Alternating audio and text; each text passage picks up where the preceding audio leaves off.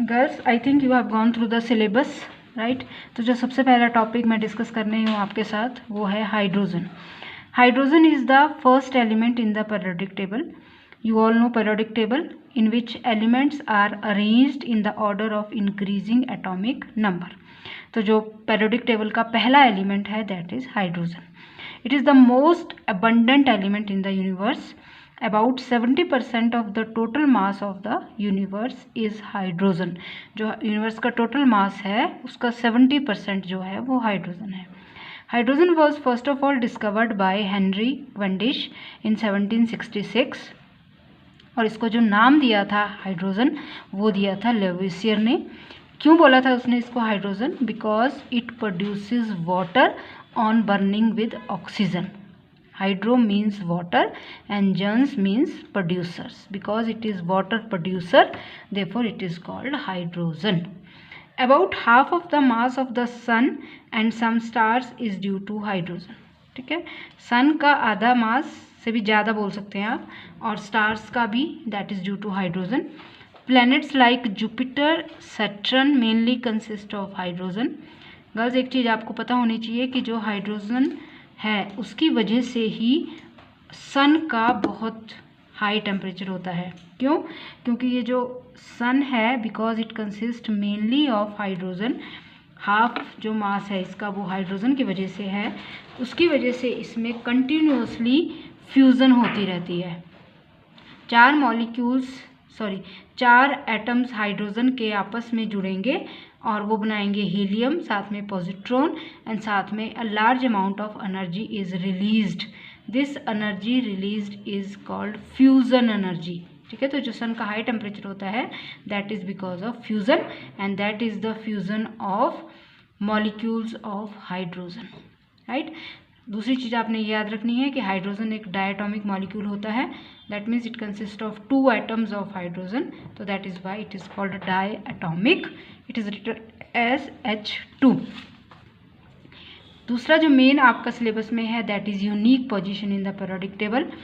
Girls, आपको याद रखना है कि हाइड्रोजन फर्स्ट एलिमेंट है पीरियोडिक टेबल में, तो इसका एटॉमिक नंबर 1 होगा, मतलब प्रोटॉन का नंबर इसमें 1 होगा। प्रोटॉन 1 है तो इलेक्ट्रॉन भी कितने होंगे? 1, क्योंकि न्यूट्रल है तो प्रोटॉन भी 1 है, इलेक्ट्रॉन भी 1 है, तो जो इलेक्ट्रॉनिक कन्फिग्रेशन बनेगी वो क्या बनेगी? 1s1। लेकिन अब इसमें क्या है मेन चीज़ कि क्यों इसकी पोजीशन को यूनिक पोजीशन बोला गया पीरियोडिक टेबल में? तो गर्ल्स, इसकी यूनिक पोजीशन इसलिए बोली जाती है पीरियोडिक टेबल में क्योंकि इसकी कुछ प्रॉपर्टीज़ एल्कली मेटल्स को रिजेंबल करती हैं, कुछ प्रॉपर्टीज़ हैलोजेंस को रिजेंबल करती हैं। ठीक है, लेकिन कुछ प्रॉपर्टीज़ में ये एल्कली मेटल से डिफ़र भी करता है, कुछ प्रॉपर्टीज़ में ये हैलोजन से भी डिफ़र करता है। तो इसी वजह से ना तो आप इसको एल्कली मेटल ग्रुप 1 में रख सकते हो, ना आप इसको हैलोजेंस के साथ ग्रुप 17 में रख सकते हो, क्योंकि कुछ प्रॉपर्टी अगर रिजेंबल करती हैं तो कुछ डिफ़र भी करती हैं। तो इसलिए हम बोलते हैं कि इसकी position is anomalous. It has unique position in the periodic table, its position is anomalous, इसलिए इसको अलग से पोजीशन दी जाती है पीरियोडिक टेबल में, neither with alkali metals nor with halogens. तो सबसे पहले हम करेंगे resemblance with alkali metals. Alkali metals कौन कौन हैं? Lithium, sodium, potassium, rubidium, caesium, जो कौन से ग्रुप में आती हैं? ग्रुप 1 में। इलेक्ट्रॉनिक कन्फिग्रेशन, अब आप सबसे पहले हम इसकी रिजेंबलेंस देखेंगे एल्कली मेटल के साथ on the basis of electronic configuration. आपको पता है हाइड्रोजन का एटॉमिक नंबर है 1, तो इलेक्ट्रॉनिक कन्फिग्रेशन बनी 1s1। उसी तरह से एल्कली मेटल्स की अगर आप कन्फिग्रेशन देखो गर्ल्स, तो हम सिर्फ आउटर मोस्ट की बात करेंगे। आपको सबको पता है कि इसकी outer most configuration is NS1, मतलब lithium 2s1, sodium 3s1, potassium 4s1, so on. तो अगर आप इन दोनों को कंपेयर करो तो आप इजीली बोल सकते हो कि हाइड्रोजन के आउटर मोस्ट शेल में भी 1 इलेक्ट्रॉन होता है, एल्कली मेटल्स के आउटर मोस्ट शेल में भी 1 ही इलेक्ट्रॉन होता है, that means they have same electronic configuration.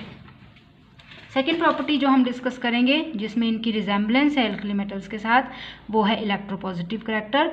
आपने देख लिया कि इनके आउटर मोस्ट शेल में 1 इलेक्ट्रॉन है, एल्कली मेटल के आउटर मोस्ट शेल में भी 1 ही इलेक्ट्रॉन है जिसको वो लूज कर सकते हैं। तो like alkali metals, hydrogen can lose 1 electron to form H+, तो जब हाइड्रोजन एक इलेक्ट्रॉन लूज़ करेगा तो H+ बन जाएगा, सोडियम एक इलेक्ट्रॉन लूज़ करेगा तो Na+ बन जाएगा।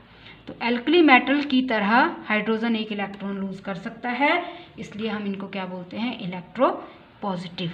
दूसरी प्रॉपर्टी है ऑक्सीडेशन स्टेट।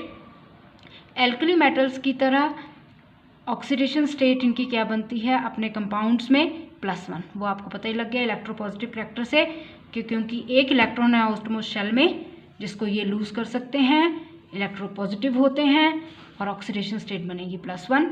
तो अगर आप हाइड्रोजन का कंपाउंड लो HCl तो आप देख सकते हो हाइड्रोजन की ऑक्सीडेशन स्टेट कितनी है, +1। इसी तरह से आप एल्कली मेटल का कंपाउंड लो तो कितनी है ऑक्सीडेशन स्टेट, +1, सीजियम की +1।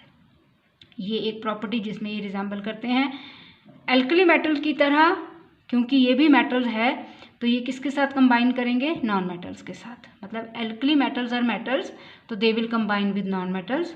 तो हाइड्रोजन भी मेटल्स है इसलिए किससे कंबाइन करेगा, नॉन मेटल्स के साथ। Like alkali metal hydrogen form compounds, ठीक है, ऑक्साइड्स वाटर के, ठीक है, जैसे ऑक्साइड बन गया वाटर, और सोडियम कैसा बना रहा है, Na2O, पोटाशियम ऑक्साइड एटसेट्रा। ठीक है, बोलने का मतलब है कि जिस तरह से मेटल्स ऑक्सीजन के साथ कंबाइन करके ऑक्साइड बनाती हैं, पोटाशियम ऑक्सीजन के साथ कंबाइन करके पोटाशियम ऑक्साइड बना रहा है, उसी तरह से हाइड्रोजन भी ऑक्सीजन के साथ कंबाइन करके ऑक्साइड बना रही है।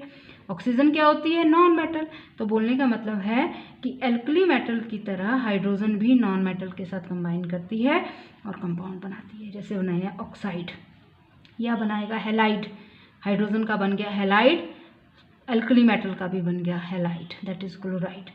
सल्फाइड भी बना सकते हैं, जैसे हाइड्रोजन का बन गया हाइड्रोजन सल्फाइड, सोडियम का बन गया सोडियम सल्फाइड, पोटाशियम का बन गया पोटाशियम सल्फाइड। बोलने का मतलब यही है कि इसमें ये भी नॉन मेटल है, क्लोरीन नॉन मेटल है, सल्फर नॉन मेटल है। तो बोलने का है कि जिस तरह से हाइड्रोजन नॉन मेटल के साथ कंबाइन करती है, जिस तरह से एल्कली मेटल नॉन मेटल के साथ कंबाइन करती है, कंपाउंड्स बनाती है, उसी तरह से हाइड्रोजन भी नॉन मेटल्स के साथ कंबाइन करके कंपाउंड बना सकती है।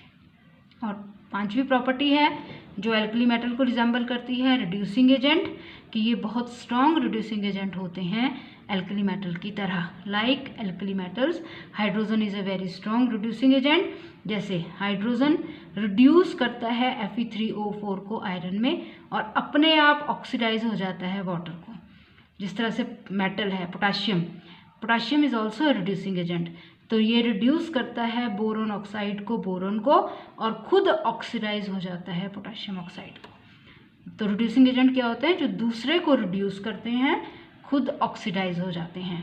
तो hydrogen is a strong reducing agent like metals, जैसे इसमें आपने पोटाशियम का एग्जाम्पल दे दिया कि potassium is a reducing agent, hydrogen is also a reducing agent.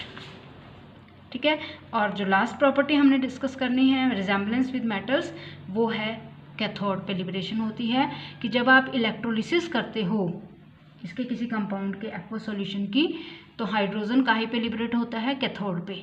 Alkali metal भी कहाँ लिबरेट होती है, कैथोड पे। ठीक है, जैसे फॉर एग्जांपल आपने HCl की इलेक्ट्रोलिसिस की तो hydrogen is liberated at cathode, chlorine is liberated at anode. इसी तरह से NaCl किसके साथ रिजेम्बलेंस कर रहे हैं हम, एल्कली मेटल के कंपाउंड के साथ, तो ये भी कहाँ लिबरेट होती है, एनोड पे। ये कहाँ जाएगा, सॉरी कैथोड पे, और ये जाएगा एनोड पे। तो बोलने का मतलब है कि जिस तरह से एल्कली मेटल्स की लिबरेशन, जब उनके एक्वस सॉल्यूशन को इलेक्ट्रोलाइज्ड करते हैं आप, उनकी लिबरेशन कैथोड पे होती है, उसी तरह से हाइड्रोजन भी लिबरेटेड होता है कैथोड पे when the aqueous solution of HCl is electrolysed. तो ये कुछ प्रॉपर्टीज़ थी जहाँ पे ये एल्कली मेटल्स को रिजेंबल करते थे। पहली प्रॉपर्टी आपने कन्फिग्रेशन की, दूसरी प्रॉपर्टी आपने इलेक्ट्रोपॉजिटिव करैक्टर किया, तीसरी प्रॉपर्टी आपने ऑक्सीडेशन स्टेट की, चौथी प्रॉपर्टी आपने कम्बिनेशन विद नॉन मेटल्स किया। ठीक है, कि नॉन मेटल के साथ कंपाउंड बनाते हैं। उसी तरह से पांचवी प्रॉपर्टी आपने रिड्यूसिंग एजेंट किया कि एल्कली मेटल भी स्ट्रॉन्ग रिड्यूसिंग एजेंट है, हाइड्रोजन भी स्ट्रॉन्ग रिड्यूसिंग एजेंट है। और चौथी प्रॉपर्टी कि जिस तरह से aqueous solution of alkali metal cathode पे लिबरेट होता है, हाइड्रोजन भी कैथोड पे ही लिबरेट होता है when there is done electrolysis. उसके बाद अब हमने बात कर दी एल्कली मेटल के साथ इनकी रिजेम्बलेंस की। अब हम देखेंगे कि इनकी प्रॉपर्टीज़ हैलोजेंस को भी रिजेंबल करती हैं। हैलोजेंस कौन कौन होते हैं? Fluorine, chlorine, bromine, iodine, एस्टेटिन। कौन से ग्रुप में आते हैं? 17 में। इनकी प्रॉपर्टीज़ हैलोजेंस को भी रिजेंबल करती हैं। किस तरह से? पहले हम करेंगे इलेक्ट्रॉनिक कन्फिग्रेशन की बात। हम ये बोलते हैं हाइड्रोजन की इलेक्ट्रॉनिक कन्फिग्रेशन इज़ 1s1। हम इसको इस सेंस में भी बोल सकते हैं, जब हमने इसको एल्कली मेटल के साथ कंपेयर किया तो हमने ये बोला कि जिस तरह से एल्कली मेटल के आउटरमोस्ट शेल में एक इलेक्ट्रॉन होता है, उसी तरह से हाइड्रोजन के आउटरमोस्ट शेल में भी एक इलेक्ट्रॉन होता है। और जब हम इनकी रिजेंबलेंस हैलोजेंस के साथ दे रहे हैं तो हम इसको इस तरीके से बोलेंगे कि जिस तरह से हैलोजेंस को एक इलेक्ट्रॉन की कमी होती है to acquire noble gas configuration, that means they have one less electron than the nearest noble gas. Hydrogen के पास भी एक इलेक्ट्रॉन की कमी होती है नेक्स्ट नोबल गैस से। नेक्स्ट नोबल गैस है helium 1s2, hydrogen is 1s1। तो इसको इस सेंस में बोलेंगे हम कि like halogens they have one electron less than nearest noble gas. Chlorine 3p5, इसकी नेक्स्ट नोबल गैस बनेगी 3p6। तो 3p6 से इसके पास एक इलेक्ट्रॉन की कमी है। तो इलेक्ट्रॉनिक कन्फिग्रेशन में किस तरह से रिजेंबलेंस दी हमने कि जिस तरह से हैलोजेंस में एक इलेक्ट्रॉन की कमी है नेक्स्ट नोबल गैस से, उसी तरह से हाइड्रोजन के पास भी एक इलेक्ट्रॉन की कमी है नेक्स्ट नोबल गैस से, which is nearest noble gas. अब ये एक कन्फिग्रेशन की प्रॉपर्टी होगी। अब है दूसरी प्रॉपर्टी जो है आयनाइजेशन एंथैल्पी की। ठीक है, आयनाइजेशन एनर्जी या आयनाइजेशन एंथैल्पी। गर्ल्स ध्यान रखना है कि इनकी आयनाइजेशन एंथैल्पी, इनकी मीन्स हाइड्रोजन की, we are studying resemblance of hydrogen with halogens. जितनी हाई आयनाइजेशन एनर्जी हैलोजेंस की होती हैं उतनी ही हाई होती है हाइड्रोजन की भी, मतलब क्लोज होती है। जैसे हाइड्रोजन की होती है 1312 किलो जूल पर मोल, हैलोजेंस की भी ये है। ठीक है, तो मतलब their ionization energies are close to each other. ठीक है, तो ये दूसरी प्रॉपर्टी है जिसमें ये रिजेंबल कर रहे हैं हैलोजेंस को। इलेक्ट्रोनेगेटिव करैक्टर, हमने क्या बोला कि इनके आउटरमोस्ट शेल में एक इलेक्ट्रॉन की कमी है, मतलब अगर इनको एक इलेक्ट्रॉन मिल जाए, ये एक इलेक्ट्रॉन गेन कर लें तो ये एक्वायर कर लेंगे नोबल गैस कन्फिग्रेशन। तो they have the tendency to accept one electron. Hydrogen अगर एक इलेक्ट्रॉन एक्सेप्ट करता है तो बन जाता है हाइड्राइड। कन्फिग्रेशन किसकी बन जाएगी? हीलियम की। फ्लोरीन अगर एक इलेक्ट्रॉन गेन करता है तो बन जाएगा फ्लोराइड। कन्फिग्रेशन बन जाएगी नियोन की। तो बोलने का मतलब they have the tendency to gain one electron, they are electronegative. Right, तो हैलोजेंस भी इलेक्ट्रोनेगेटिव है, हाइड्रोजन को भी इलेक्ट्रोनेगेटिव बोला जा सकता है। ठीक है, तो वहाँ मेटल से कंपेयर कर रहे थे तो पॉजिटिव बोला, यहाँ हैलोजन से कर रहे हैं तो इलेक्ट्रोनेगेटिव। तो दोनों प्रॉपर्टीज आ सकती हैं, इलेक्ट्रोपॉजिटिव भी और इलेक्ट्रोनेगेटिव भी। ऑक्सीडेशन स्टेट, ठीक है, तो वो आपने देख लिया, they have the tendency to gain one electron. तो ऑक्सीडेशन स्टेट क्या बनेगी? -1। जैसे इस तरह का कंपाउंड, वो डिपेंड करेगा कंपाउंड के ऊपर। अगर Na+ के साथ इसका कंपाउंड बन रहा है सोडियम हाइड्राइड का, तो यहाँ पे +1 बनेगी, तो यहाँ -1 बनेगी, तो ऑक्सीडेशन स्टेट इज -1। यहाँ पे अगर सोडियम के साथ कंपाउंड बन रहा है क्लोराइड का, तो सोडियम क्लोराइड में आप देख सकते हो जिस तरह से हाइड्रोजन की ऑक्सीडेशन स्टेट -1 है, उसी तरह से क्लोरीन की ऑक्सीडेशन स्टेट भी कितनी बनी? -1। तो ये है रिजेंबलेंस विद हैलोजेंस की। इलेक्ट्रॉनिक कन्फिग्रेशन इनकी रिजेंबल करती है, आयनाइजेशन एनर्जीज इनकी क्लोज हैं, इलेक्ट्रोनेगेटिव होती हैं ये हैलोजेंस की तरह, इनकी ऑक्सीडेशन स्टेट भी हैलोजन की तरह -1 होती है। उसी तरह से डायटोमिक नेचर भी है, हैलोजेंस भी डायटोमिक होती हैं। फ्लोरीन, क्लोरीन, ब्रोमीन, आयोडीन को हम ऐसे लिखते हैं। हाइड्रोजन भी क्या होती है? डायटोमिक। ठीक है, ये होगी इसकी दूसरी प्रॉपर्टी जो रिजेंबल करती है। अब जब सोडियम हाइड्राइड की इलेक्ट्रोलिसिस की जाती है तो हाइड्रोजन काय पे लिबरेट होता है? एनोड पे। जब सोडियम क्लोराइड की करते हैं तो क्लोरीन कहाँ पे लिबरेट होता है? एनोड पे। तो ये किसके साथ रिजेंबलेंस कर रहे हैं हम? इनकी हैलोजेंस के साथ, कि जब हाइड्रोजन की इलेक्ट्रोलिसिस की ऐसे कंपाउंड की जो सोडियम हाइड्राइड है तो एनोड पे जाएगा, सोडियम क्लोराइड की तो क्लोरीन भी कहाँ जाएगा? एनोड पे।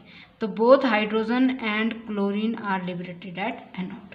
तो इसका मतलब क्या हो गया? Liberation at anode. वो था जब आप एल्कली मेटल के साथ कर रहे थे, ठीक है। तो जब एल्कली मेटल के साथ कर रहे थे तो कंपाउंड आपने इस तरह से लिया था HCl, ठीक है। ये HCl हाइड्रोजन के लिए और ये एल्कली मेटल के लिए।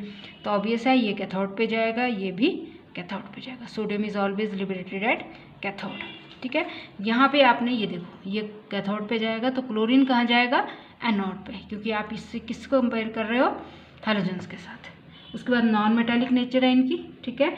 जिस तरह से हाइड्रोजन नॉन मेटल है, हैलोजेंस भी नॉन मेटल्स हैं, राइट। उसके बाद है 8 nature of the compound.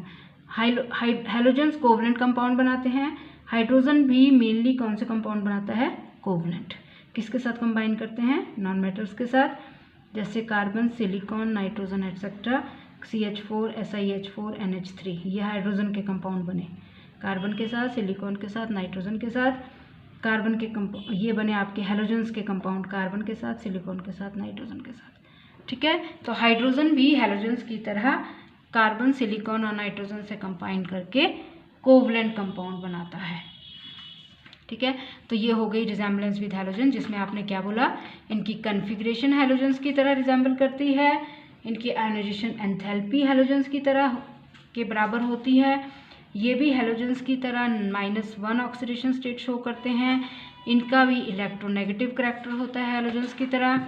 Hydrogen भी हैलोजेंस की तरह डायटोमिक होती है, जब इलेक्ट्रोलिसिस की जाती है तो ये एनोड पे लिबरेट होती है, हैलोजेंस भी एनोड पे लिबरेट होते हैं, ये नॉन मेटालिक होते हैं। साथ में जिस तरह से हैलोजेंस नॉन मेटालिक है, ये भी नॉन मेटालिक है। जिस तरह से हैलोजेंस के कोवलेंट कंपाउंड बनते हैं, हाइड्रोजन भी कोवलेंट कंपाउंड बनाती है by combining with carbon, silicon and nitrogen. तो ये हो गई रिजेम्बलेंस विद हैलोजेंस। तो अब आपने देख लिया इनकी कुछ प्रॉपर्टीज़ हैलोजेंस को रिजेंबल करती हैं, कुछ प्रॉपर्टीज़ एल्कली मेटल्स को रिजेंबल करती हैं, ठीक है। लेकिन फिर डिफरेंसेस भी हैं। एल्कली मेटल को ये कुछ प्रॉपर्टीज़ में रिजेंबल करती हैं, लेकिन कुछ में ये डिफर भी करती हैं, जैसे आयोनाइजेशन एनर्जी। इनकी आयोनाइजेशन एनर्जी बहुत हाई होती है। Hydrogen ionization energy of hydrogen is very high compare to alkali metal. Hydrogen की 1312 किलो जूल पर मोल है, लिथियम की 520। तो यहाँ पे ये डिफरेंस आ गया, ठीक है, कि एल्कली मेटल की आयोनाइजेशन एनर्जी बहुत कम होती है, लेकिन हाइड्रोजन की ज़्यादा होती है। एल्कली मेटल सबको पता है मेटल्स होती हैं, लेकिन हाइड्रोजन क्या होती है, नॉन मेटल, ठीक है। ठीक है, इलेक्ट्रोपॉजिटिव होती है हाइड्रोजन, लेकिन जो पॉजिटिव करैक्टर है, जो इलेक्ट्रोपॉजिटिव करैक्टर है, वो एल्कली मेटल का बहुत स्ट्रॉन्ग होता है, हाइड्रोजन का बहुत कम। तो हम हाइड्रोजन को नॉन मेटल मानते हैं। तो alkali metals are metals but hydrogen is a non metal. Atomicity, hydrogen हमेशा डायटोमिक होती है, लेकिन एल्कली मेटल्स मोनोटॉमिक होते हैं। हम सोडियम को Na लिखते हैं, Na2 नहीं लिखते कभी भी, ठीक है। Potassium is K। तो ये है एटॉमिसिटी। उसके बाद नेचर ऑफ द कंपाउंड हमेशा याद रखना है। हाइड्रोजन जो है मेनली कोवलेंट कंपाउंड बनाता है, लेकिन जो एल्कली मेटल्स हैं वो कैसे कंपाउंड बनाते हैं, आयनिक। HCl कोवलेंट होता है, NaCl आयनिक होता है, ठीक है। तो यहाँ हाइड्रोजन का कंपाउंड क्लोरीन के साथ, सोडियम का कंपाउंड क्लोरीन के साथ। तो हाइड्रोजन के कंपाउंड हमेशा कोवलेंट बनते हैं, सोडियम मतलब एल्कली मेटल के कंपाउंड आयनिक बनते हैं। ऑक्साइड्स में भी आप बोल सकते हो, एल्कली मेटल्स के जो ऑक्साइड होते हैं वो बेसिक होते हैं, हाइड्रोजन के जो ऑक्साइड होते हैं वो न्यूट्रल होते हैं, ये भी ध्यान रखना। जैसे water is the oxide of hydrogen which is neutral, right. तो oxides of alkali metals are basic and oxide of hydrogen is neutral. तो ये डिफरेंसेस हैं इनके विद एल्कली मेटल। तो कुछ प्रॉपर्टीज़ में आपने इनको रिजेंबल किया था एल्कली मेटल के साथ, लेकिन कुछ प्रॉपर्टीज़ में ये डिफर भी करते हैं। तो ये डिफरेंस है, ठीक है। उसके बाद हैलोजेंस के साथ भी रिजेंबल करते हैं, लेकिन कुछ में डिफर भी करते हैं, ठीक है। जैसे हमने क्या बोला कि हाइड्रोजन के आउटरमोस्ट शेल में एक इलेक्ट्रॉन है, तो अगर ये एक गेन कर लेता है तो ये नोबल गैस बन जाएगी, हीलियम, ठीक है। तो ठीक है, ये गेन कर सकता है, लेकिन इसकी टेंडेंसी गेन करने की कम होती है। तो मतलब it has less tendency for hydride formation, जबकि हैलोजेंस की बहुत ज़्यादा टेंडेंसी होती है हैलाइड फॉर्मेशन की। ये हैलाइड बनाएंगे, ये हाइड्राइड। तो hydrogen has less tendency to gain electron, तो therefore it has less tendency for hydride formation, but halogens have very high tendency for halide formation. Second is absence of unshared electron pair, जो सबके सामने है। Hydrogen molecule diatomic है, ये भी diatomic है, लेकिन हाइड्रोजन के पास एक बीच में शेयर हुआ, खत्म, 2 हैं, ठीक है। लेकिन क्लोरीन के आपको पता है 7वां इधर, इस क्लोरीन के भी 7वां इधर। ये जो 6 हैं जो 3 लोन पेयर की फॉर्म में हैं, ये क्या बना रहे हैं, unshared electron pair, lone pair. लेकिन ऐसा कोई भी पेयर हाइड्रोजन पे नहीं होता, ठीक हो गया। उसके बाद नेचर ऑफ ऑक्साइड्स, हैलोजन के ऑक्साइड एसिडिक होते हैं, हाइड्रोजन के ऑक्साइड न्यूट्रल होते हैं, जैसे ये देखो, राइट। तो ये है कुछ डिफरेंसेस विद हैलोजन। तो अब आप देख सकते हो कि हाइड्रोजन का एक यूनिक बिहेवियर होता है। कुछ प्रॉपर्टीज़ में ये है एल्कली मेटल को रिजेंबल करता है, कुछ प्रॉपर्टीज़ में ये हैलोजेंस को रिजेंबल करता है, लेकिन कुछ प्रॉपर्टीज़ इसकी डिफ़र भी करती हैं एल्कली मेटल से, इसी तरह से कुछ प्रॉपर्टीज़ इसकी डिफ़र भी करती हैं हैलोजन से, ठीक है। तो इसका बोलने का मतलब है कि ना तो इसको आप ग्रुप 1 में रख सकते हो एल्कली मेटल की तरह, ना इसको ग्रुप 17 में रख सकते हो हैलोजेंस के साथ। तो इसको एक अलग ही पोजीशन दी गई है पीरियोडिक टेबल में। It is placed separately in the periodic table, it has unique behaviour, anomalous position. तो आप इजीली एक्सप्लेन कर सकते हो अगर आपको क्वेश्चन आता है कि क्यों हाइड्रोजन का यूनिक बिहेवियर होता है, तो उसमें आपने डिटेल में बताना है कि इसकी प्रॉपर्टीज़ एल्कली मेटल से रिजेंबल करती हैं, उनकी प्रॉपर्टीज़ का एग्जांपल दो। इसकी प्रॉपर्टीज़ हैलोजन से रिजेंबल करती हैं, उन प्रॉपर्टीज़ का एग्जांपल दो। फिर इसकी कुछ प्रॉपर्टीज़ एल्कली मेटल से डिफ़र करती हैं, उनका भी एग्जांपल दो। कुछ प्रॉपर्टीज़ इसकी हैलोजन से भी डिफ़र करती हैं, उनका भी एग्जांपल दो। तो बोलने का मतलब हो गया कि इसकी प्रॉपर्टीज़ पूरी तरह से ना तो एल्कली मेटल को रिजेंबल करती हैं ना हैलोजेंस को, तो इसलिए इसका होता है यूनिक बिहेवियर। तो ये एक टॉपिक हमने डिस्कस कर लिया girls, that is unique behaviour of hydrogen, that is anomalous behaviour of hydrogen. तो कई बार क्वेश्चन आ जाता है एग्जाम में, तो आपने इसके नोट्स बना लेने हैं प्रॉपर, और अब आप इसको पढ़ लें अच्छी तरह से, इस वीडियो को देख लें और एंड में अपने रोल नंबर्स लिख देना देखने के बाद कमेंट बॉक्स में। Thank you.